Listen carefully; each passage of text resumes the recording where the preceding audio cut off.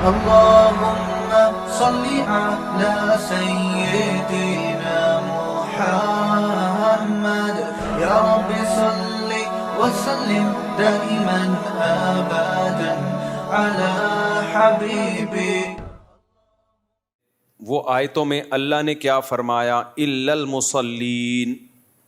اللہ فرماتے ہیں کہ جو لوگ ڈپریشن کا شکار ہو جاتے ہیں، جلد بازی میں فیصلے جلد بازی میں کرتے ہیں، ان میں تدبر نہیں ہے، غور و فکر نہیں ہے، تو لیکن کچھ علامتیں اپنے اندر پیدا کر لو تو تمہارے اندر سے جلد بازی، جس جلد بازی کے نتیجے میں ڈپریشن ہوتی ہے، خودکشی کے خیالات آتے ہیں، یعنی زندگی سکون کی گزرے گی تمہاری. اس کے لیے چند کام کرنے پڑیں گے. نمبر 1، نماز کی مکمل پابندی. آپ یقین کر لو جتنا ڈپریشن سے نماز بچاتی ہے نا، کوئی چیز نہیں بچاتی. اسٹریس اور ڈپریشن کی 20 گولیاں ایک طرف، جس کا نماز میں دل لگ گیا نا، بس اس کی زندگی مزے کی بن جاتی ہے. اور نماز میں دل نہ لگ رہا ہو نا، کئی رکعتیں پڑھو ہمت کر کے. اصول بنا لو، جس کام میں دل نہیں لگتا نا، وہ کام کرنا شروع کر دو، دل لگے گا، اور پھر ڈبل لگنا شروع ہو جاتا ہے. میں بہت سی مثالیں دیتا ہوں نا، دوڑا نہیں جاتا چلنا شروع کرو، چلا نہیں جاتا ہلکا ہلکا چلو، اپنے نفس پہ بوجھ ڈالو. دیکھو یہ ٹینشن سے بچنا ایسی چیز ہے، جو ٹینشن سے دور بھاگتا ہے نا، ٹینشن اس کے پیچھے آتی ہے، اور جو ٹینشنیں پالتا ہے وہ ہمیشہ ٹینشن فری زندگی گزارتا ہے. وہ ٹینشن ہے جو جائز ٹینشن ہے، جو صحت کے لیے مفید ٹینشن ہے، ان کی بات کر رہا ہوں میں. تو جو لوگ آپ نے دیکھا ہوگا محنتی ہوتے ہیں، سارا دن کام کاج میں مشغول رہتے ہیں، وہ خوش ہوتے ہیں، ہے یا نہیں؟ گھروں میں جو دو طرح کی خواتین ہوتی ہیں، ایک پھوڑ، نہ کام نہ کاج، کچن گندا پڑا ہوا ہے، واش روم پیمپر بچے کے اتارے یوں پھینک دیے. آپ دیکھنا ان خواتین کی طبیعت میں چڑچڑاپن بہت ہوتا ہے، جھنجھلانا. ذرا سے کوئی نصیحت کرو، آگے سے جھنجھلا کے جواب ملے. ہر وقت ایسا لگتا ہے وہ توے پہ بیٹھی ہوئی ہے، خود بھی ٹینشن اور دوسرے کو بھی ٹینشن. لیکن آپ نے دیکھا گھروں میں جو خواتین بہت محنتی ہوتی ہیں، بچوں کی کیئر، شوہر کی مرضی کا خیال، گھر کو صاف ستھرا رکھنا ہر وقت، وہ خوش ہوتی ہیں. مردوں میں بھی ایسا ہی ہے. جتنے لڑکے آپ کے پوستی ہیں گھر کے اندر پڑے ہوئے کچھ نہیں کر رہے، ایسا لگے گا جیسے وہ توے پہ بیٹھے ہوئے ہیں.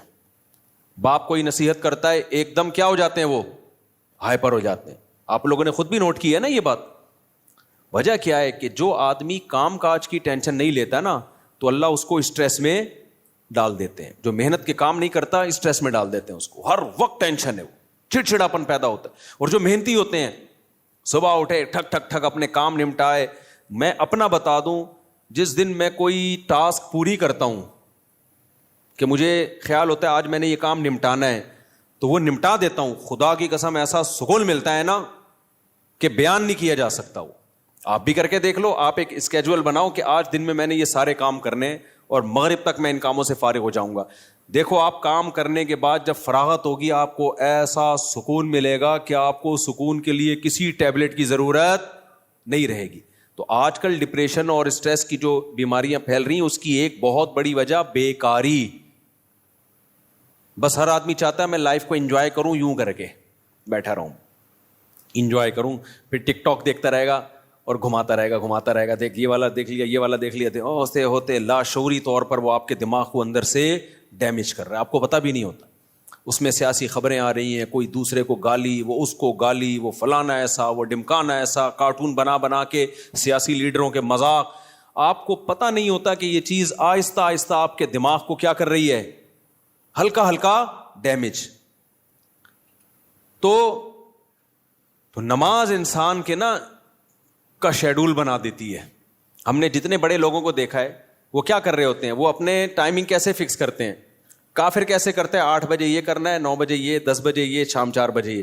نمازی کیا کرتا ہے، فجر کے بعد کی یہ روٹین، فجر سے پہلے کی یہ روٹین، ظہر کے بعد کی، بولو نا یار، یہ روٹین، عصر کے بعد کی یہ روٹین، عصر سے پہلے کی یہ روٹین، مغرب کے بعد کی. اور یہ جو نمازوں کے ٹائم ہے نا، کمال کی بات پتہ ہے کیا ہے، یہ نیچرل ہے، گھڑی نیچرل نہیں ہے. نہیں آئی بات. سورج جب نکلتا اور غروب ہوتا ہے نا، تو فطری طور پر انسان کی باڈی کے اندر تبدیلیاں آ رہی ہوتی ہیں، فطری طور پر. تو اسلام چونکہ دین فطرت ہے نا, تو اس نے اوقات بھی کیسے رکھے ہیں, نیچر کے حساب سے رکھے ہیں. تو نمازوں کے حساب سے اپنے آپ کو فٹ کرو گے زیادہ سکون رہے گا, کیونکہ دن کی روشنی میں انسان کا مزاج الگ طریقے سے کام کر رہا ہوتا ہے, رات کے اندھیرے میں الگ طریقے سے ہوتا ہے.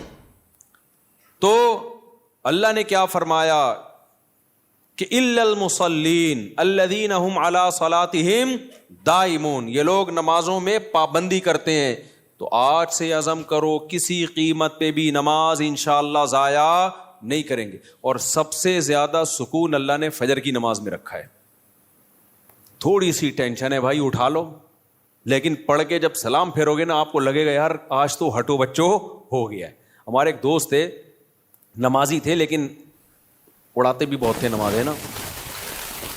اب وہ بہت پرانی بات ہے, 15-20 سال پرانی بات, بالکل ینگ تھے, تو نائٹ فال بھی ہو جاتا ہے جوان آدمی کو. ایک دن کیا ہوا, میں نے ان کو بولا بھائی آپ کو سفر میں حضر میں کہیں بھی یہ ہونا, آپ نے غسل کر کے نماز پڑھنی ہے. وہ جاب کرتے تھے کسی کمپنی میں, انہوں نے کہا یار ادھر کہاں میں رات کو سوؤں اور نائٹ فال ہو جائے, کون غسل کرے گا, کیا ہے بھائی بڑی ٹینشن ہے یار. میں نے کہا یہ عزم کر لو کچھ بھی ہو آپ نے غسل کر کے نماز بولو پڑھنی, کچھ بھی ہو جائے. پانی کا انتظام کیسے کرنا ہے یہ آپ کا ہیڈک ہے, کرنا ہے.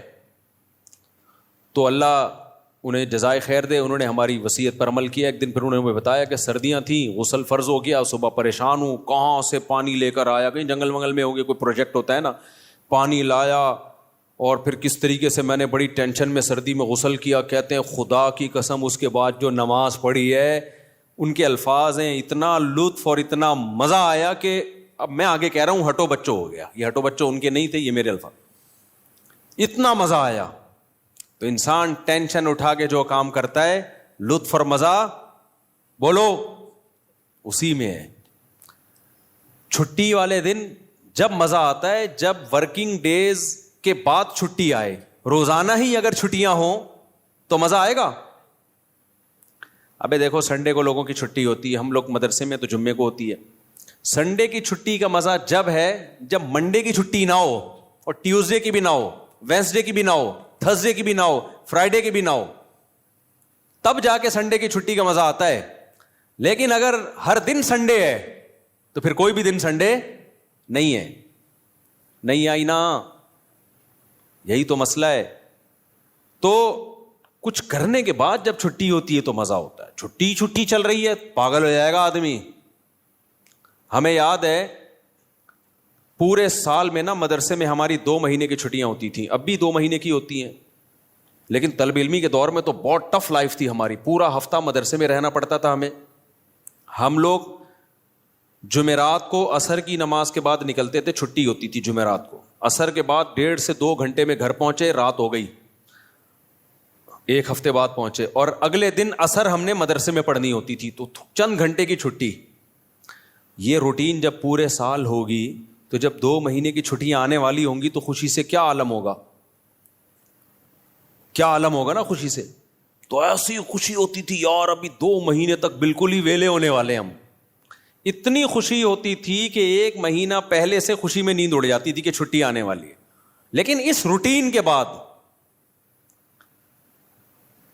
لیکن اگر یہ روٹین کے بعد وہ 2 مہینے کی چھٹی نہ آتی بلکہ چھٹی کے بعد چھٹی آتی تو سوائے اسٹریس اور ڈپریشن کے کچھ بھی حاصل بولو نہیں ہوتا.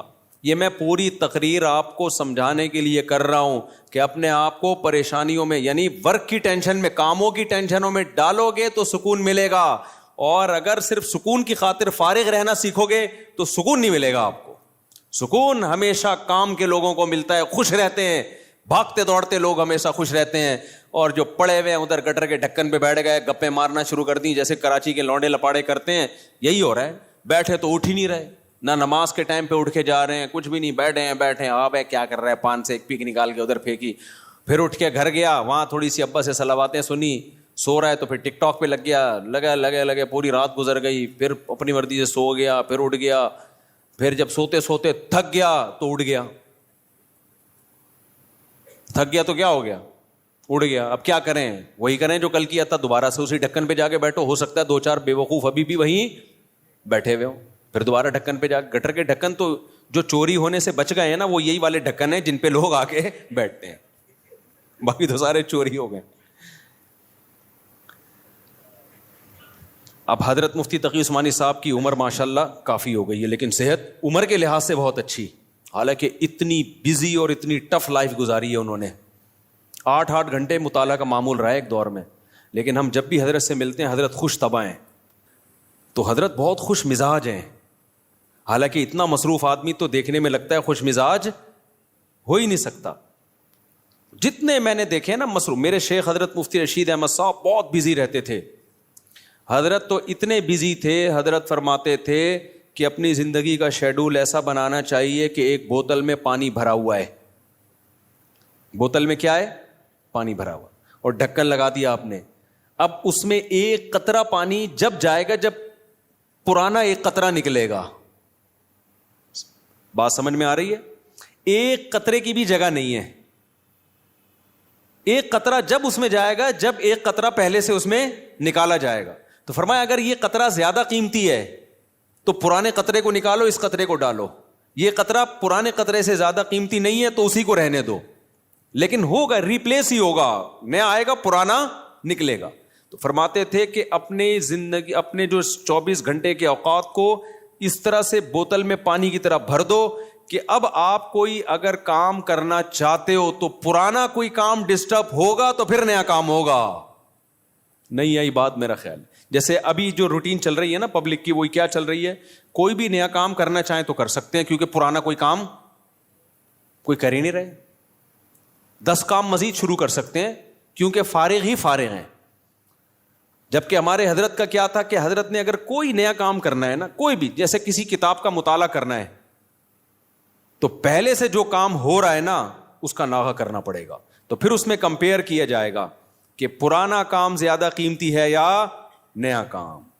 یعنی کاموں کا حرج تو ہوگا کیونکہ 24 گھنٹے مصروف ہیں تو کام کا حرج تو ہوگا, لہذا نئے کام کے لیے ٹائم نہیں ہے. نیا کام اس میں جب داخل ہوگا جب نیا پرانے سے بھی زیادہ امپورٹنٹ ہوگا. مثال کے طور پر 24 گھنٹے آپ کا ایک اسکیجول ہے, ایک شیڈول ہے. اب نیا کام کیا ہے, آپ کی بچی بیمار ہے, ایمرجنسی میں ہاسپٹل لے کے جانا ہے, لیکن آپ کا وہ مطالعے کا ٹائم ہے یا ورزش کا ٹائم ہے یا اور کوئی بزی یا اس جاب کا ٹائم ہے. تو اب آپ کیا کرو گے بھائی, نقصان تو ہوگا, آفس کا ناغہ ہوگا, ناغہ تو ہوگا, لیکن اب یہ کام ان تمام کاموں سے زیادہ اہم. بچی کی جان تو بچانی ہے نا, یا اپنی جان ہو یا بچی کی جان ہو. تو اس طرح سے ہونا چاہیے. آپ کہہ سکتے ہیں لو بھائی یہ تو زندگی کا مزہ ہی کرکرا ہو جائے گا, 24 گھنٹے اپنے آپ کو ایسا بزی بنا کے رکھو, یہ تو انسان نہیں, یہ تو گدھا ہو گیا نا. میں سمجھا پا رہا ہوں اپنی بات جو میں بیان کر رہا ہوں؟ مجھے لگ رہا ہے آپ کے چہروں سے ایسا لگ رہا ہے کہ شاید میں سمجھا نہیں پا رہا. بھائی آپ کہیں گے کہ ہمیں اپنے آپ کو خوش رہنے کے لیے, شریعت پہ چلنے کے لیے 24 گھنٹے ہمیں اپنے آپ کو کیا رکھنا ہے, بزی رکھنا ہے. تو یہ تو انسان نہیں, یہ کیا ہو گیا بھائی, گدھا. تو گٹر کا ڈھکن کہاں گیا اس میں, تو زندگی کا مزہ ہی کرکرے ہو گئے. تو دیکھو 24 گھنٹے بزی رکھنے کا مطلب یہ نہیں ہے کہ مطالعے میں, پڑھائی میں اور ہر وقت ایسے کاموں میں جس سے تھکاوٹ ہی ہو, بلکہ اس میں تفریح بھی, وہ بھی ضروری کاموں میں داخل ہے. دوستوں سے کبھی کبھار بیٹھ کے گپ شپ بھی ان ضروری کاموں میں, کیونکہ دماغ کو فریش رکھنے کے لیے ضروری ہے کہ کبھی کبھار گٹر کے ڈھکن پہ جا کے بیٹھا کرے, تھوڑا ابے تبے کے ماحول میں دوست احباب سے بات چیت کر لیا کرے, تھوڑا سا ریلیکس رہے گا اور سوسائٹی میں ان رہے گا. کیونکہ جو بالکل سوسائٹی سے کٹ کے بالکل ہی پپو بن جاتے ہیں نا, وہ دنیا میں کسی کام کے نہیں رہتے, وہ کسی کام کے نہیں رہتے دنیا میں. لیکن اس کا ایک ٹائم ہو. میں اپنے دوستوں میں ایسے لوگوں کو جانتا ہوں, ہمارے ساتھ گپ شپ تھی ان کی گپ شپ بھی ٹائم سے ہوتی تھی. اس وقت وہ ہم آج وہ بہت بڑے عہدوں پہ پہنچے ہوئے ہیں. بھی چند دن پہلے ایک کا فون بھی آیا کہ آپ وہی طارق مسعود ہو جو ہمارے ساتھ کھیلا کرتے تھے, گپ شپ تھی. میں نے کہا ہاں. میں نے کہا آج کل کیا وہ بہت بڑا آفیسر بن چکا ہے, وہ نام نہیں بتاؤں گا میں, بہت بڑی فلم بن گیا بھائی وہ. لیکن اس کی روٹین کیا تھی مجھے یاد ہے. اس کی روٹین یہ تھی کہ بیٹھے ہیں نا دوست احباب تھڑے پر, ہاں ہاں ہی چل رہا ہے. ٹائم دیکھا یار 1 گھنٹہ ہو گیا بس, یا آدھا گھنٹہ ہو گیا, کہتے میرا اسٹڈی ٹائم شروع ہو گیا. اتنے نیک بچے کراچی میں پائے نہیں جاتے, لیکن وہ تھا. یہ بات کر رہا ہوں جب ہم 16-17 سال کے تھے. اس وقت گپے مار رہے ہیں. ایسے بھی نہیں ہے کہ گپ شپ ہی نہ ہو دوستوں کے ساتھ, یہ بھی نہیں ہے. اور یہ بھی نہیں ہے کہ بیٹھے ہیں تو بیٹھے ہی ہیں, نا نا نا نا. اس نے ٹائم ایک بنایا ہوا تھا, گھر کا ماحول ایسا تھا نا, تو اب آ کے بیٹھے ابھی گپ شپ شروع کر دیا, اور بھائی ہاں ہو ہی باتیں, کرکٹ ورکٹ ہم ساتھ کھیلا کرتے تھے, کرکٹ کی باتیں چل رہی ہیں, گپ شپ ہو رہی ہے. یار میرا اسٹڈی ٹائم شروع ہو رہا ہے, میں جا رہا ہوں. ہم کہتے تھے یار عجیب انسان ہے بھائی, اتنا نیک آدمی, اتنا نیک آدمی. تو یہ ہے کہ یہ نہیں کہ آپ نے دوستوں کی محفلیں بالکل چھوڑ دیں, گپ شپ بالکل چھوڑ دی, کھیل کود بالکل چھوڑ دیا, لیکن اس کو بھی اپنے شیڈول کا حصہ بنانا ہے, اس کو بھی جتنا ٹائم بنتا ہے اتنا دینا ہے. اب ہو یہ رہا ہے کہ کوئی پلاننگ نہیں ہے, کوئی روٹین نہیں ہے, تو ہم اپنی زندگی اپنی مرضی سے نہیں چلا رہے, ہمیں کوئی اور چلا رہا ہے. اور پتہ ہے کون ہے؟ اس کو پیار سے شیطان کہا جاتا ہے. ہمیں کون چلا رہا ہے؟ شیطان بتاتا ہے اب اڑ جا, کیونکہ سو سو کے اب تو تھک گیا ہے. تو ہم کہتے ہیں چلو بھائی اب اڑ جاتے ہیں. شیطان بتاتا ہے کہ دوبارہ سو جا. اتوار کو لوگ کیا کرتے ہیں چھٹی والے دن؟ 12 بجے سو کے اٹھیں گے, اس کے بعد حلوہ پوری, وہ نہیں رش ہوتا, اتنا بھاری بھرکم ناشتہ کریں گے کہ آدھے گھنٹے بعد دوبارہ سے غنودگی شروع. لہذا دوبارہ شیطان کیا کہتا ہے؟ اب دوبارہ کیا بنتا ہے؟ سونا بنتا ہے. دوبارہ سو گئے, تو سارا دن سوئے, ساری رات سوئے. تو میرے بھائی خوش رہنا چاہتے ہو نا, تو اپنی روٹین بناؤ اور روٹین کو اپنے تابع رکھو, نہ یہ کہ آپ شیطان کے تابع بن جاؤ. بار بار میں ایک مثال دیتا ہوں, گھوڑے کی لگام اگر آپ کے ہاتھ میں ہوگی تو گھوڑا آپ کی مرضی سے سفر کرے گا. ابھی ہو یہ رہا ہے کہ ہم نے اپنی لگام گھوڑے کے ہاتھ میں پکڑا دی ہے, گھوڑا ہمیں بتاتا ہے کہ تو نے کدھر جانا ہے. بڑے لوگوں کی ایک بڑی زبردست بات ہے کہ اگر آپ کی زندگی گزارنے کی اپنی کوئی پلاننگ نہیں ہوگی تو آپ کسی دوسرے کی پلاننگ کا حصہ بن جاؤ گے. دیکھو یہ چرسی ہیروئنچی ہے نا, ان کی اپنی کوئی پلاننگ نہیں ہوتی زندگی گزارنے کی, یہ ہوتی ہے. اگر انہوں نے پلاننگ سے اوقات طے کیے ہوتے کہ ہم نے یہ کرنا ہے, صبح اٹھ کے یہ کرنا ہے, دوپہر یہ کرنا ہے, شام کو یہ کرنا ہے, اپنی پلاننگ ہوتی تو چرس پیتے ہی ہے. کیا ہو گیا بھائی, بولو نا, نہیں پیتے نا. اپنی کوئی پلاننگ نہیں تھی, ایم ہی اٹھ کے ایک دن نکلے, ایک دوست نے چرس پکڑائی. تو اب یہ کس کی پلاننگ کا حصہ بن گئے؟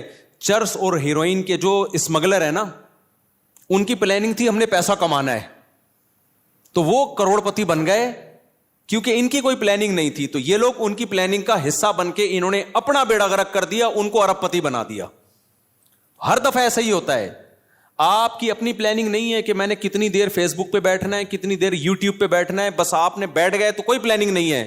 تو آپ دیکھتے جا رہے ہو, دماغ آپ کا خراب ہو رہا ہے. یہ اس نے اس کو گالی دی, اس نے 80 لیٹر کا کارٹون بنا دیا. اپنی کوئی پلاننگ نہیں ہے کہ میں نے دیکھنا کون سا چینل ہے, کتنی دیر دیکھنا ہے, معلوماتی چینل دیکھنا ہے, ادھر ادھر دائیں بائیں چیزیں میں نے نہیں دیکھنی. نیوز بھی ایک حد تک دیکھنی ہے, بس اتنی کافی ہے ہمارے لیے آج کی تاریخ میں. یہ تھوڑی کہ نیوز ہی سنتے چلے جاؤ. کیا تحقیق کرنی آج میں نے؟ اگر نہیں ہے نا تو آپ دیکھتے چلے جاؤ گے. اور جو یوٹیوبرز یا فیس بکیے یا ٹک ٹاکرز ہیں, ان کی پلاننگ تھی کہ ہم نے ویوز بڑھا کے پیسہ کمانا ہے, تو آپ جیسے بے وقوف ان کی پلاننگ کا حصہ, آپ کا نقصان, اور وہ کروڑ پتی بن رہے ہیں. نہیں آئی بات؟ میرا خیال ہے دیکھو یوٹیوبرز ویورز کے لیے کیا کرتے ہیں. فلانے مولوی نے, مفتی طارق مسعود نے آج انجینئر کے پرخچے اڑا دیے, حالانکہ میں نے کہیں نہیں ایسے اڑائے ہوتے. وہ ایک دم وہ لگائے گا نا ایک وہ تھم نیل پہ, ابے تمہیں کیا کرنا ہے پرخچے اڑائے کہ نہیں اڑائے؟ تمہیں کسی مسئلے کی تحقیق کرنی ہے, کسی خاص مسئلے کی, تو تم اس مسئلے کو دیکھو. یار مفتی طارق مسعود نے اس مسئلے, طلاق کے مسئلے کی تحقیق کرنی ہے یا اور کوئی مسئلہ, یار اس پہ میں سرچ کر رہا ہوں, مجھے ضرورت ہے, یا یہ کاروبار حلال ہے یا نہیں ہے, میں ڈراپ شپنگ کرتا ہوں, اب ڈراپ شپنگ ہے حلال, چلو مفتی طارق مسعود ڈراپ شپنگ لکھ کے سرچ کرو. یہ آپ کی پلاننگ ہوگی, اس میں آپ کو فائدہ ہوگا. لیکن ہو کیا رہا ہے, یوٹیوبر اٹریکٹ کرنے کے لیے تھم نیل پہ عنوان لگائے گا, مفتی طارق مسعود دوبارہ جہلم.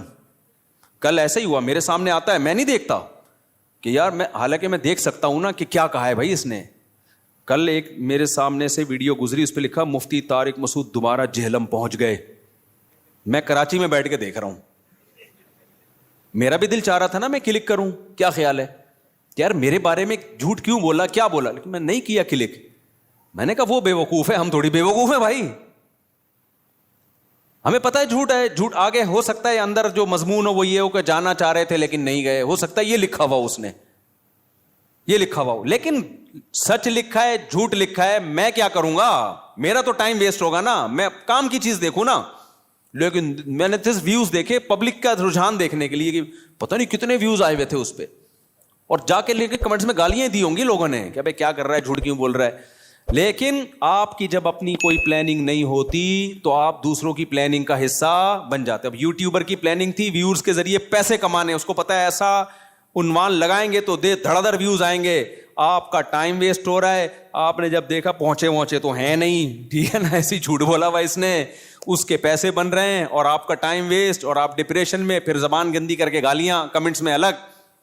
تو ان تمام چیزوں کا آپ کو کچھ بھی حاصل نہیں ہوا, اس لیے کہ آپ کی پہلے سے کوئی پلاننگ تھی نہیں کہ کیا چیز دیکھنے کی ہے اور کیا چیز دیکھنے کی نہیں.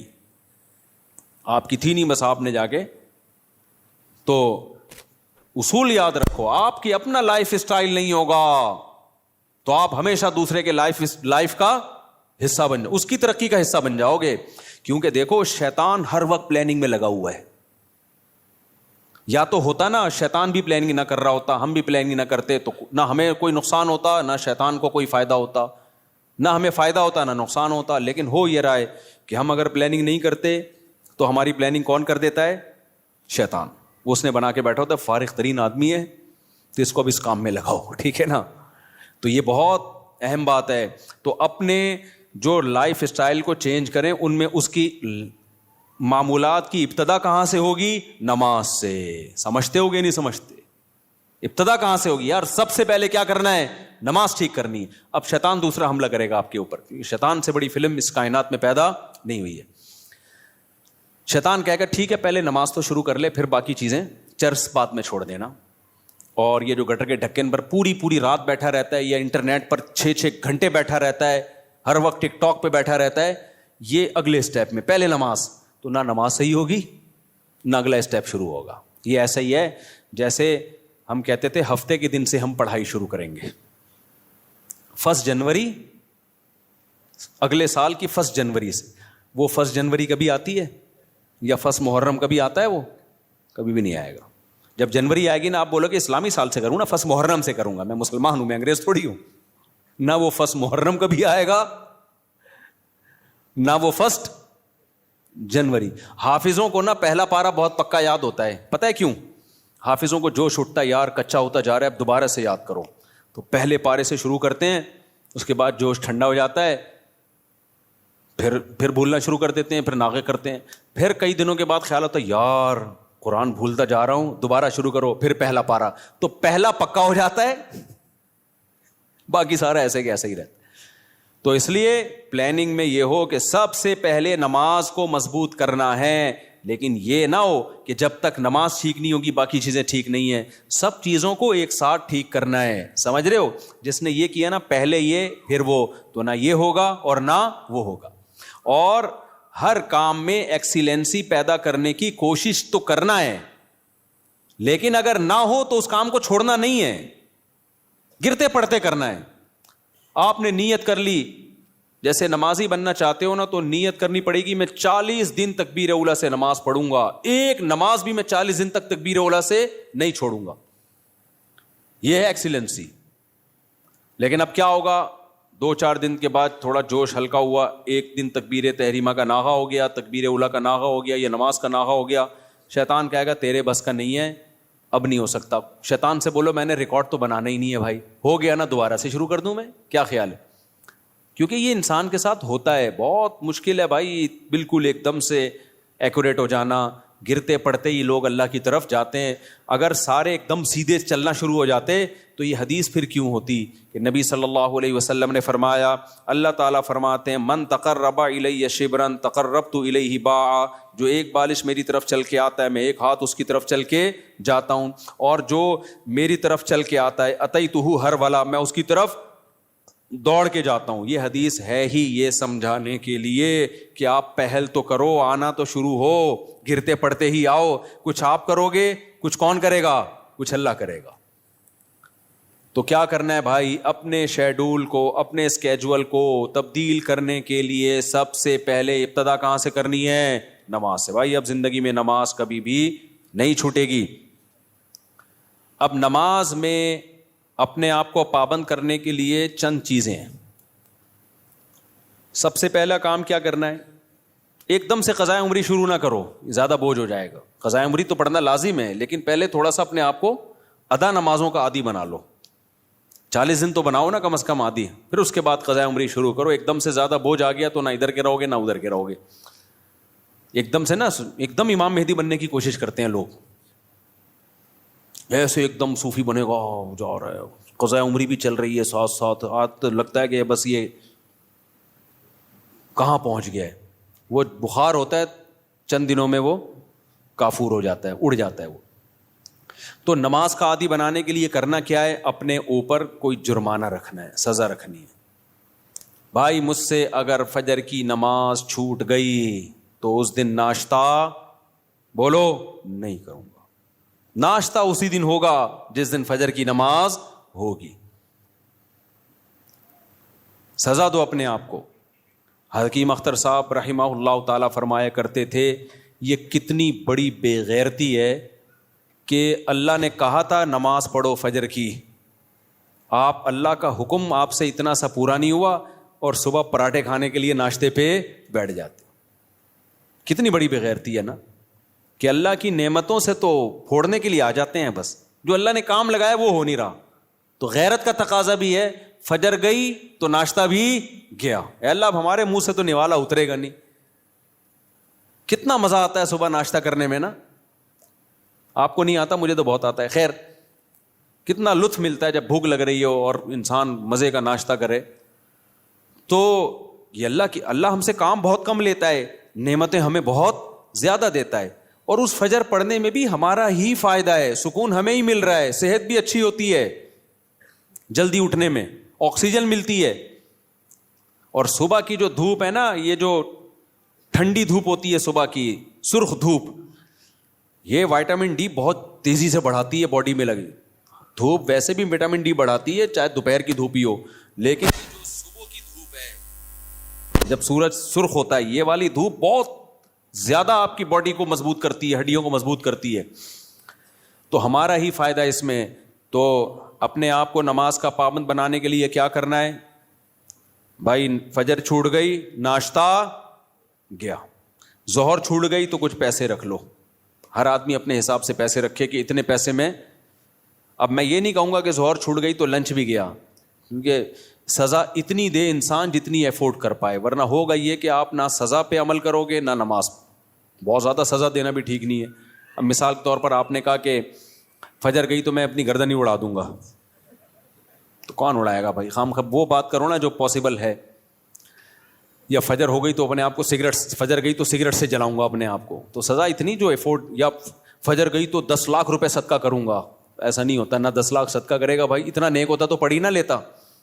تو سزا اتنی ہونی چاہیے جو اتنی ہلکی بھی نہ ہو کہ کوئی تکلیف ہی نہ ہو، اور اتنی بھاری بھی نہ ہو کہ سزا ہی نہ دی جا سکے. وہ ہر آدمی خود فیصلہ کرے اپنے بارے میں.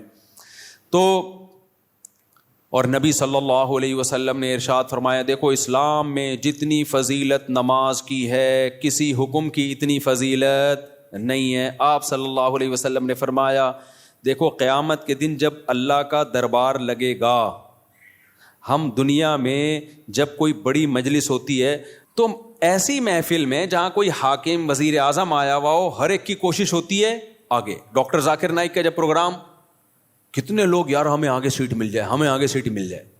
تو یہ تو کچھ بھی نہیں ہے بھائی. اصل تو وہ دربار ہوگا جو اللہ کا لگے گا قیامت کے دن. تو اس میں جس کو آگے سیٹ ملے گی نا، حقیقت میں وہ واقعی فخر کرے گا.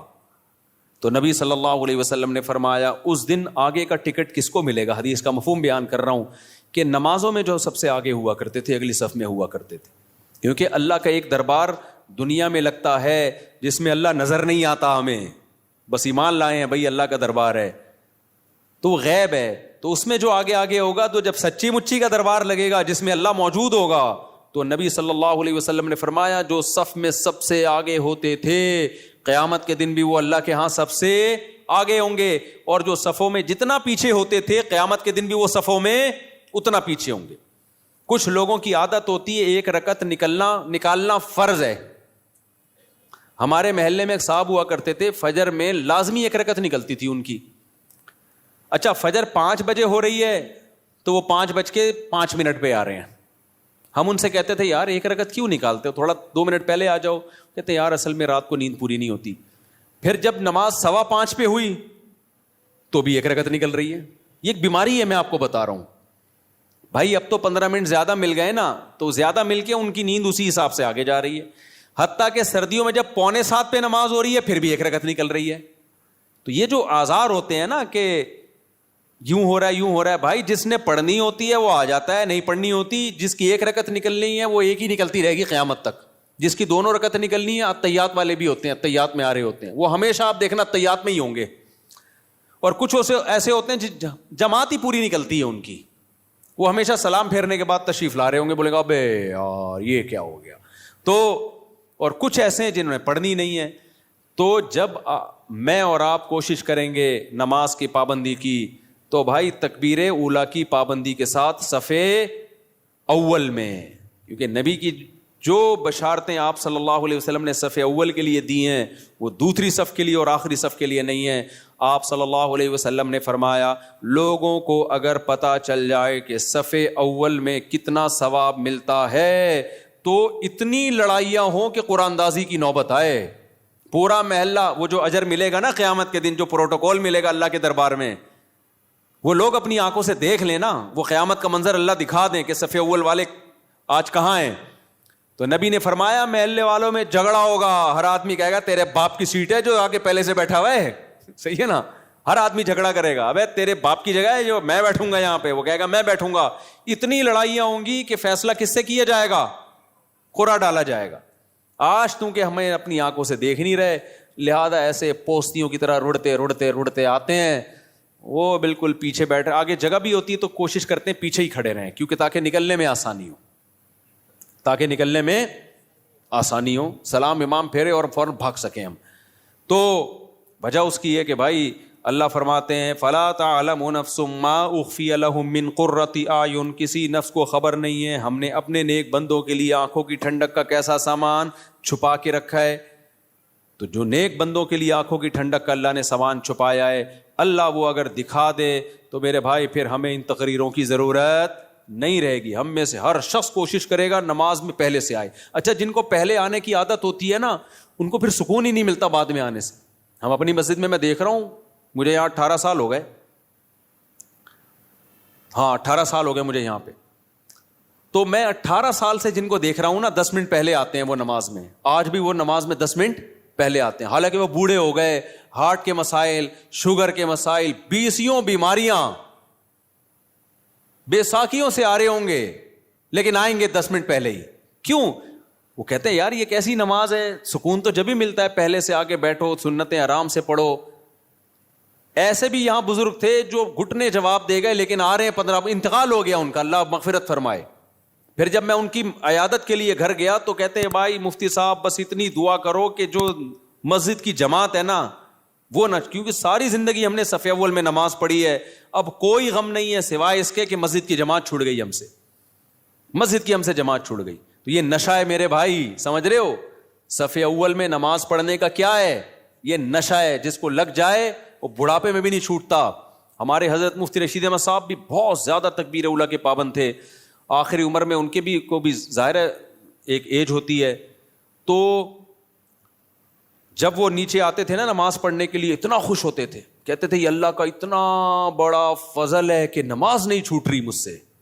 تو جن کو نشہ ہو جائے ان سے پھر یہ صف اول نہیں چھوٹتی. تو ایسا نشہ پیدا کر دو اپنے اندر. نشہ کب ہوتا ہے؟ جب عادت پڑ جائے نا, لت پڑ جائے, تو صف اول کی عادت ڈال دو.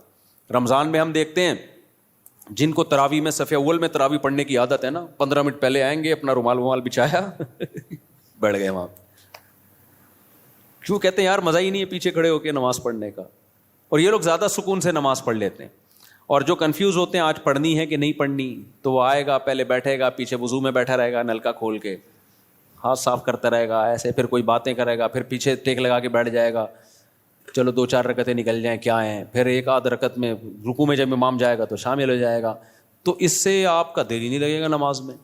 تو کام وہی اچھا ہوتا ہے جو پابندی کے ساتھ اور مکمل فوکس بنا کے کیا جائے.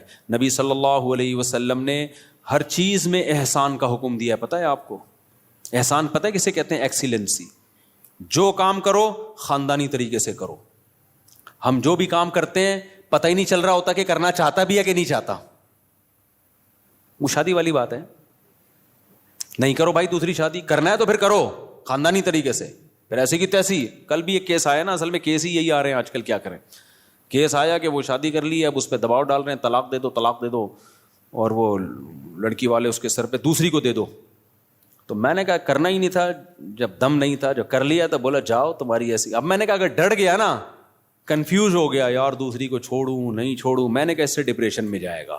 کام تو کر لیا, اب بول بھائی میرے ٹکڑے کر دو, مجھے بم سے اڑا دو. میں نے کہا اس میں سکون ملے گا. میں نے کہا دیکھو میں تمہیں سمجھا رہا ہوں, سکون مل رہا ہے نا؟ کہتے ہیں ہاں مل رہا ہے. میں نے کہا اس سے مطلب یہ سکون اسی میں ہے. ہو گیا ایسی کی تیسی. ہم لوگ بولیں گے 2 نمبر ہے, بولے ہم 2 نمبر ہیں. لوگ بولیں گے برا آدمی, بولے ہم ہیں, ہم کم نے کب کام, بہت نیک آدمی ہے. تو جو بھی کام ایکسیلنسی کے ساتھ ہوتا ہے. صحابہ کرام جب نماز پڑھا کرتے تھے کتنے خشوع و خضوع سے پڑھا کرتے تھے, تبھی نمازوں میں ان کو مزہ آتا تھا. ہم نماز پڑھ رہے ہوتے ہیں, مسجد کی طرف آ رہے ہوتے ہیں ایسے جیسے قبر سے مردے کو اکھاڑا جا رہا ہے, بستر سے ایسے اٹھتے ہیں, مسجد میں ایسے آتے ہیں جیسے پولیس جیل کی طرف لے کے جا رہی ہے. پھر وہاں بیٹھے ہوتے ہیں بار بار, کبھی یوں کر کے دیکھ رہے ہیں, کبھی پیچھے مڑ مڑ کے امام کو دیکھ رہے ہیں کہ آ کیوں نہیں رہا. بھائی تمیز سے منہ نیچے کرے بیٹھ جاؤ, 30 سیکنڈ لیٹ ہو جائے گی نا نماز زیادہ سے زیادہ. پھر سلام کے بعد فوراً ایک دم نا ایسے جیسے توے پہ بٹھایا ہوا ہے, ہلنا شروع ہو جائے گا کہ اٹھوں کیسے میں یہاں سے. سکون سے نبی صلی اللہ علیہ وسلم نے فرمایا جتنی دیر انسان نماز کے انتظار میں ہوتا ہے اللہ کی ہاں اتنی دیر نماز ہی کی حالت میں ہوتا ہے. وہ اس کو نماز کا ثواب ملتا رہتا ہے, اس کو نماز کا ثواب ملتا رہتا ہے. اور جتنی دور سے چل کے آئے گا, آپ صلی اللہ علیہ وسلم نے فرمایا ہر قدم پہ اللہ ایک نیکی دیں گے اور ایک گناہ اس کا معاف کریں گے. تو کتنے فضائل ہیں میرے بھائی نماز پڑھنے کے. نبی صلی اللہ علیہ وسلم نے فرمایا, کیا پیاری حدیث ہے یار, اس سے تو بڑا مزہ آتا ہے. نبی نے فرمایا کہ میری امت قیامت کے دن اپنی چہروں کی سفیدی سے پہچانی جائے گی, کیونکہ اتنا وضو کیا ہوگا نا اس نے زندگی میں. اب جو 15 سال کی عمر سے نماز پڑھ رہا ہے, 15 دفعہ روزانہ دن میں منہ دھوتا ہے کہ نہیں دھوتا؟ اور یہ وہ منہ کا واش کرنا نہیں ہے جو گورے واش کرتے ہیں, یہ عبادت کے طور پہ منہ کا دھونا ہے. یہ جو ہم چہرہ دھوتے ہیں دن میں 15 دفعہ, بازو دھوتے ہیں دن میں 15 دفعہ, پاؤں دھوتے ہیں دن میں 15 دفعہ, 3 دفعہ دھویا جاتا ہے نا. تو یہ صرف واشنگ نہیں ہے کہ سروس ہو رہی ہے آپ کی, یہ دھونا بطور عادت ہے یا عبادت کے طور پر ہے؟ بتاؤ. یہ عبادت کے طور پہ دھویا جا رہا ہے, منہ اللہ نے حکم دیا. تو آپ سوچو جس نے 40 سال 50 سال اللہ کے حکم پہ دن میں 15 دفعہ منہ دھویا ہوگا, تو کیا اس کے چہرے پہ کوئی ایسی علامت نہیں ہوگی جس سے پتا چل جائے کہ اس کا چہرہ دوسرے چہروں سے بہت پاکیزہ ہے؟ کیونکہ اس بار بار منہ دھونے سے جو منہ کے گناہ ہیں, بازوؤں کے گناہ ہیں, پاؤں کے گناہ ہیں, وہ دھل رہے ہیں, ان میں روحانیت پیدا ہو رہی ہے, نورانیت پیدا ہو رہی ہے. یہ نورانیت دنیا کی آنکھوں سے نظر نہیں آتی, لیکن یہ نورانیت قیامت کے دن اللہ ایسی آنکھیں دے دیں گے جس سے لوگوں کو یہ نورانیت نظر آنا شروع ہو جائے گی. غرم محجلین. آپ نے فرمایا کہ اتنا واضح ہوں گے نا اہل اسلام قیامت کے دن جو نمازی تھے, اتنے واضح ہوں گے نا ان کے چہرے, فرمایا جیسے سارے سیاہ گھوڑے ہوں اور ان میں ایک سفید پیشانی والا گھوڑا ہو اور اس کے سفید پاؤں ہو. گھوڑوں میں یہ بڑی خوبصورتی سمجھی جاتی تھی کہ مکمل سیاہ ہو لیکن پیشانی کیا ہو؟ سفید, اور پاؤں کیا ہو؟ سفید. صرف پاؤں میں سفیدی کے نشان, سے گھوڑے میں بڑا حسن پیدا ہوتا ہے. تو آپ نے فرمایا کہ سارے سیاہ گھوڑوں میں اگر سفید پیشانی والا گھوڑا ہوگا تو فوراً الگ پہچان ہوگی کہ نہیں ہوگی؟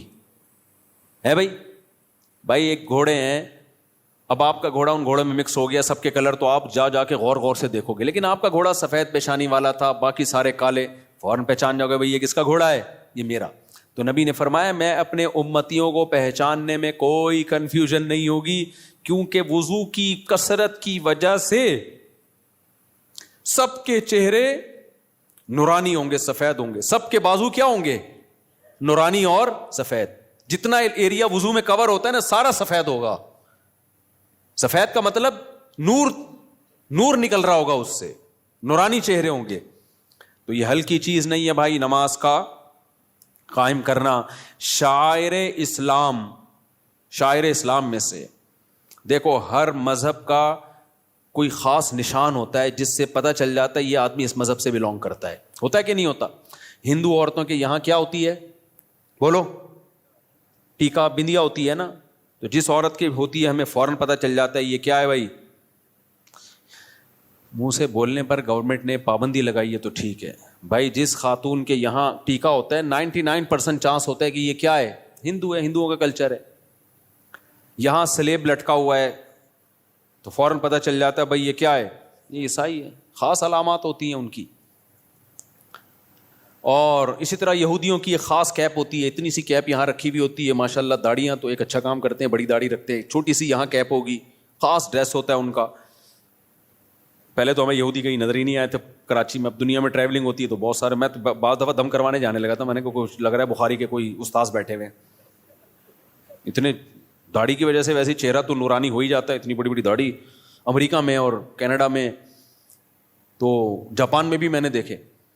تو میں سمجھا کہ کوئی بخاری پڑھانے والے مدرسے کے استاذ ہیں. میں نے کہا جا کے دم کراتا ہوں. انہوں نے کہا رکھ کے چماڑ لگے گا، دم نہیں کرا بھائی یہ یہودی. تو ہانگ کانگ میں دیکھے ہم نے اتنی بڑی بڑی داڑھیوں والے یہودی. تو اس لیے میں غامدی صاحب سے کہتا ہوں کہ یہودیوں سے عبرت حاصل کرو. یہودیوں کا مذہب اتنا پرانا، پھر بھی داڑھی کا انکار نہیں کیا اب تک انہوں نے. اتنے لبرل، اتنے سیکولر ہو گئے کیونکہ تورات میں داڑھی لکھی ہوئی ہے. موسیٰ علیہ السلام کی تعلیمات میں تھا داڑھی بڑھاؤ. تو کتنا کچھ یہودیوں نے اپنے دین کو چینج کر لیا، داڑھی اپنے مذہب سے نہیں نکال سکے. اور ہمارے مسلمان اسکالر، جبکہ ہمارے پاس نبی کی بخاری مسلم کی صحیح حدیثیں، آف اللحا، داڑیاں بڑھاؤ. خود نبی کی داڑھی اور حکم دیا جا رہا ہے رکھو نہیں بڑھاؤ. تبھی کم از کم ایک مٹھی واجب ہے، اس لیے کہ بڑھانے کا حکم ہے. اگر ایک مٹھی سے بھی کم ہوگی تو بڑی بھی تھوڑی ہوگی. پھر وہ اہل حدیث تو اس کی ظاہر پر عمل کرتے ہیں کہ بھائی بڑھاؤ. اچھا اس میں لوگ اہل حدیثوں کا مذاق اڑاتے ہیں، اتنی بڑی بڑی داڑیاں. میں کہ تم مذاق مت اڑاؤ. وجہ اس کی ہے کہ بہرحال وہ کس کا سہارا لے رہے ہیں؟ حدیث کا سہارا لے رہے ہیں. آف اللحا، کیونکہ کسی صحیح حدیث میں ہمیں داڑھی چھوٹی کرنے کا حکم نہیں ملتا. تو اس لیے اب کسی کا مذاق اڑانا اس بیس پہ کہ وہ بڑی داڑیاں رکھ رہے ہیں اور یہ غلط ہے بھائی. وہ اس میں سہارا کس کا لے رہے ہیں؟ نبی کی حدیث کا. آف اللحا، چھوڑ دو اپنے حال پہ. ہم عبداللہ بن عمر کے قول سے استدلال کرتے ہیں، ان کے عمل سے، کہ وہ ایک مٹھی سے زیادہ کاٹ دیا کرتے تھے اور صحابہ نے کسی پر ان پر اعتراض نہیں کیا. تو یہ گنجائش ہے.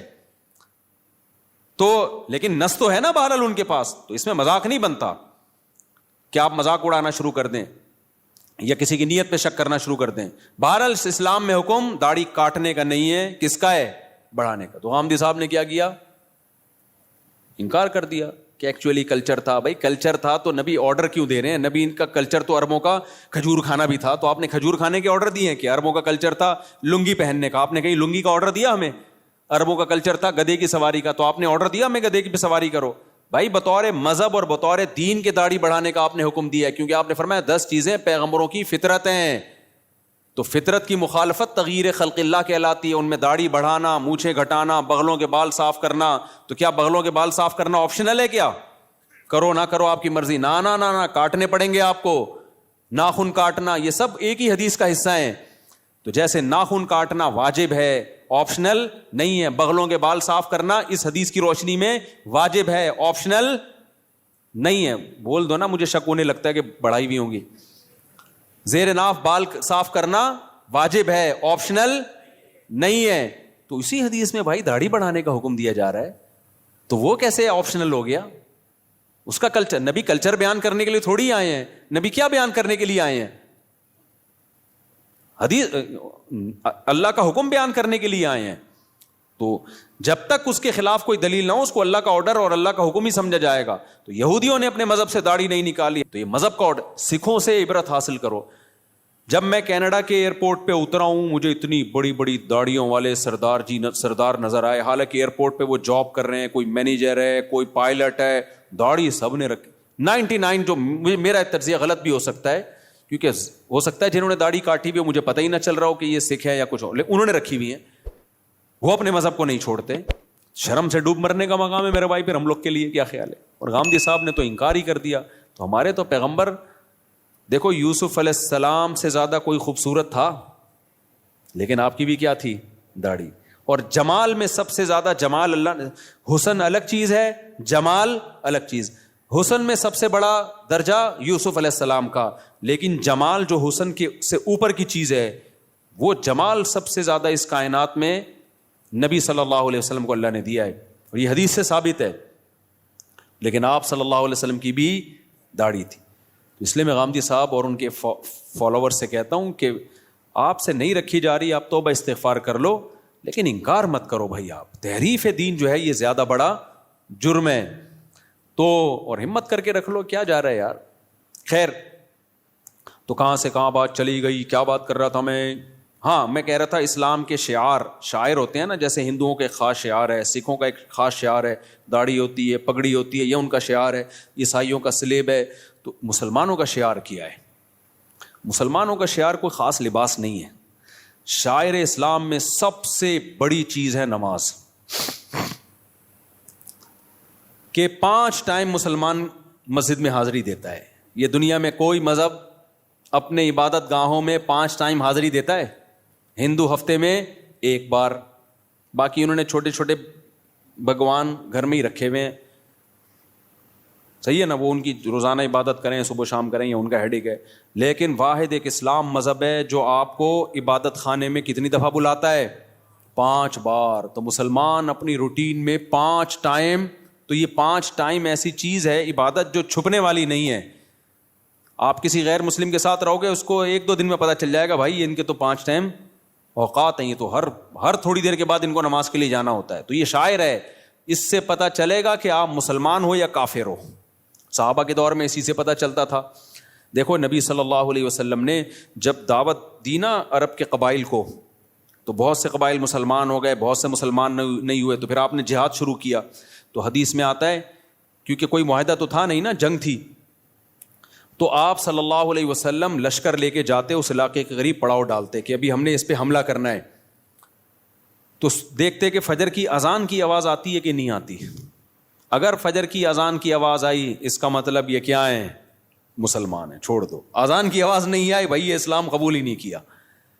تو اذان اور نماز، یہی وجہ ہے کہ صحابی رسول کہتے ہیں کہ نبی کے دور میں نا بدترین سے بدترین منافق، جس کا سب کو پتا ہوتا تھا کہ یہ کمبخت اندر سے کافر ہے، صرف فیور لینے کے لیے مسلمان ہے، کمبخت، وہ بھی جماعت کی نماز میں آتا تھا. کیونکہ اگر وہ نماز میں نہیں آتا نا تو مسلمان سمجھتے کہ یہ کمبخت ابھی، یہ تو اس نے شو کر دیا کہ میں کافر ہوں. تو ایمان اور کفر کا فرق نماز سے سمجھا جاتا تھا. تو آج توحید کے بعد جس حکم کی سب سے زیادہ دھجیاں اڑائی جا رہی ہیں، وہ کون سا حکم ہے؟ وہ نماز ہے. میں بار بار قرآن کی آیت پیش کرتا ہوں نا کہ اگر نماز چھوڑنے کی تھوڑی سی بھی گنجائش ہوتی، دفتری کاموں کی وجہ سے، کل پیپر ہے آپ کا، یا سردی میں اٹھا نہیں جا رہا، یا آپ کو دل نہیں چاہ رہا، یا بیمار ہیں، تھوڑی سی بھی گنجائش ہوتی، تو سب سے بڑا عذر کیا تھا؟ میدان جنگ میں لڑائی. میدان جنگ میں جب کسی دشمن سے جنگ ہو رہی ہو، اس سے زیادہ ٹینشن والا کوئی حالت نہیں ہوتی. اس میں نماز چھوڑنے کی اجازت نہیں دی ہے بھائی. تو اب کیا رہ گیا؟ تو آپ کو اس لیے اجازت دے دی جائے فجر کی آپ کی آج رخصتی ہوئی ہے بھائی. دولہا فجر میں اکثر کیا ہوتا ہے؟ شاٹ. کہتا ہے اتنے عرصے منتیں ماننے کے بعد میری شادی ہوئی ہے، تو فجر کیوں پڑھوں، میں پاگل ہوں کیا؟ وہ یہ سمجھ رہا ہوتا ہے. اور جو محلے کے لوگ ہوتے ہیں نا، جو آپ کے دوست، وہ کسی کو دیکھیں نہ دیکھیں، دولہا کو سب چیک کر رہے ہوتے ہیں آج فجر میں آیا کہ نہیں آیا. بڑے ہوشیار ہیں یار. دولہا کو سب کیا کر رہے ہوتے ہیں؟ چیک کر رہے ہوتے ہیں. ایک بندے کی، ہمارے دوست کی شادی ہوئی، وہ کبھی بھی فجر میں نہیں آتا تھا. شادی ہوئی تو پہنچ گیا، اور آدھا گھنٹہ پہلے سے آ کے بیٹھا ہوا ہے. میں نے کہا یار تم تو ویسے نظر کبھی نہیں آئے. نماز پڑھتا تھا لیکن جماعت نکل جاتی تھی. نماز پڑھتا تھا مگر جماعت نکل جاتی. میں نے کہا یا تو پورے سال پڑھ رہے ہوتے, اس سال اس رات کو بھی آ جاتے, ہم کہتے چلو یار ہمت کی اس نے. پورے سال کبھی میں نے آپ کو مسجد میں دیکھا نہیں, یعنی نماز پڑھتا تھا جماعت کے بعد آ کے, اور آج آپ آدھے گھنٹے سے آئے ہوئے ہو. کہتے یار سویا ہی نہیں ہوں. تو میں نے کہا نیند ہی نہیں آئی خوشی سے نا, خوشی سے نیند آئی نہیں ہے. تو اب میں نے کہا چلو آج پہلی دفعہ جماعت سے نماز پڑھ کے ریکارڈ قائم کرو. تو میں نے کہا میں تو آپ کو بہت نیک سمجھ رہا تھا, لیکن خیر یہ بھی غنیمت ہے. تو یہ شروع میں ہوتا ہے, خوشی سے نیند نہیں آتی. اس کے بعد کنواروں کو دیکھ دیکھ کے روتا ہے کہ کیسی گہری نیند سوتے ہیں یار, یہ کتنے گھوڑے بیچ کے سوتے ہیں, کوئی ٹینشن نہیں ہے ان کو. خیر تو بھائی آج سے عزم کرتے ہو کہ نہیں کرتے؟ سفر ہو, حضر ہو, لڑائی ہو, جھگڑا ہو, پہلے سے پلاننگ کرنی ہے. کیونکہ قرآن نے نماز پڑھنے کا حکم نہیں دیا. یحافظون, حفاظت کا مطلب جس چیز کی حفاظت کرنی ہوتی ہے پہلے سے پلاننگ کرنی پڑتی ہے نا, یا اینڈ ٹائم پہ کرتے ہو. دیکھو بینک سے آپ کو 1 کروڑ روپے لے کے نکلنا ہے, اب یہ حفاظت کرنی ہے کہ نہیں کرنی؟ تو آپ نے کیا کیا, بینک سے 1 کروڑ روپے لیے, لے کے باہر آئے, سڑک پہ آ کے سوچ رہے ہو کہ اس کی میں نے حفاظت کیسے کرنی ہے. کیا خیال ہے؟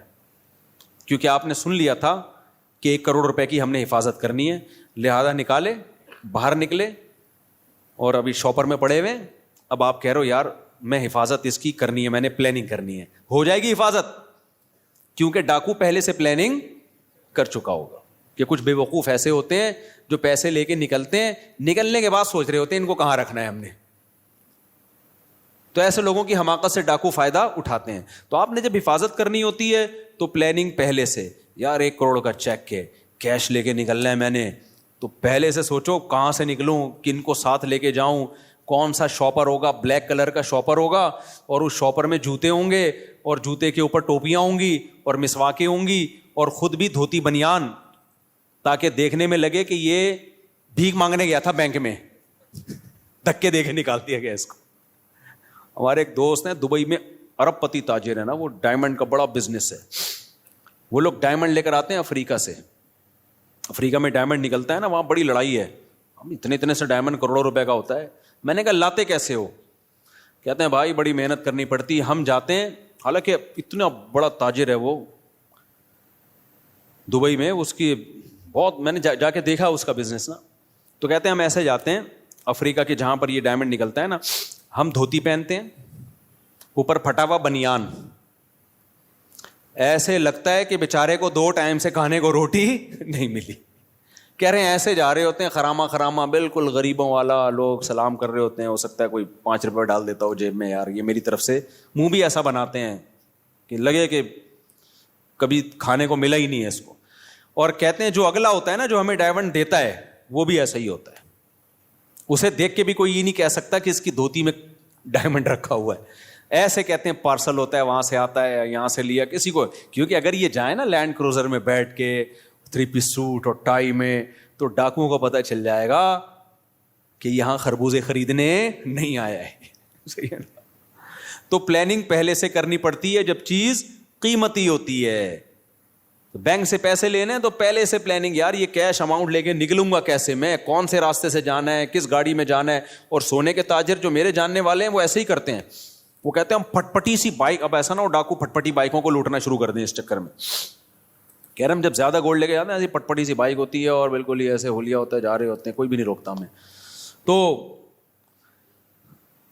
کیا ہوتا ہے, یہ نماز کی بھی حفاظت کے لیے پہلے سے پلاننگ کرنی پڑے گی. اب سفر ہے آپ کا, ٹرین میں جانا ہے, جہاز میں جانا ہے, پہلے سے بھائی نماز کیسے پڑھوں گا.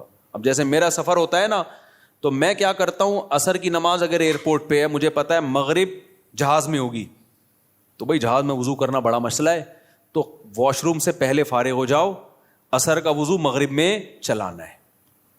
اب پلاننگ پہلے سے نہیں ہوگی تو عصر کا وضو کر کے نماز پڑھ کے بیٹھ گئے, تھوڑی دیر میں پیشاب آنا شروع ہو گیا. اب جہاز میں اٹھ کے جانا, پھر واش روم یوز کرنا, پھر وضو کرنا, آسان کام نہیں ہے بھائی. بعض دفعہ وہ اٹھ رہی, سیٹ بیلٹ لگا کے بیٹھو بھائی جہاز میں, جہاز ان ٹربل. صحیح ہے نا, یا ابھی سیٹ بیلٹ کھولنے کا آرڈر ہی نہیں آیا تو نماز قضا ہونے کا خطرہ ہوتا ہے. پھر کتنے بج کے کتنے منٹ پہ جہاز میں نے بتایا تھا نا ایک حلال ٹرپ کے نام سے ایک ایپ آئی ہے. اچھا اس پہ لوگوں کے کمنٹس تھے کہ مفتی صاحب کو حلال ٹرپ والوں نے پیسے دیے ہوئے ہیں. اللہ کی قسم اٹھا کے بولتا ہوں حلال ٹرپ کے فرشتوں کو بھی خبر نہیں ہے. صحیح ہے, نہ اس کمپنی نے مجھے 1 روپیہ بھی نہیں دیا, نہ میں نے ان سے پوچھا. مجھے تو چونکہ وہ ایک اچھی ایپ لگی, بھائی نماز ضائع ہونے سے بچانے کے لیے نمازوں کی ٹائمنگ جہازوں میں اس سے پتہ چل جاتی ہے, اس لیے میں نے بتا دیا.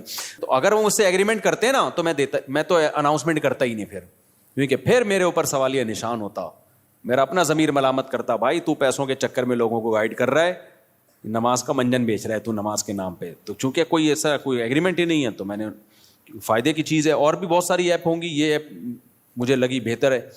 تو پہلے سے پلاننگ کرو. فجر پڑھنی ہے تو رات کو جلدی سونا پڑے گا, سمجھ رہے ہو. تو یہ ساری, تو اللہ نے فرمایا کہ آدھی ڈپریشن آپ کی اس سے دور ہو جائے گی, آپ کو زندگی میں لطف آنا شروع ہوگا, مزہ آنا شروع ہوگا. پھر اللہ سے تعلق جیسے جیسے بنے گا, جتنا مضبوط ہوگا, زندگی میں سکون بڑھتا چلا جائے گا. اللہ تعالیٰ سمجھنے کی, عمل کی توفیق عطا فرمائے. نماز کے بعد تھوڑی دیر سوال جواب کا سیشن ہوگا, جو بیٹھنا چاہیں بیٹھ سکتے ہیں, جانا چاہیں جا سکتے ہیں.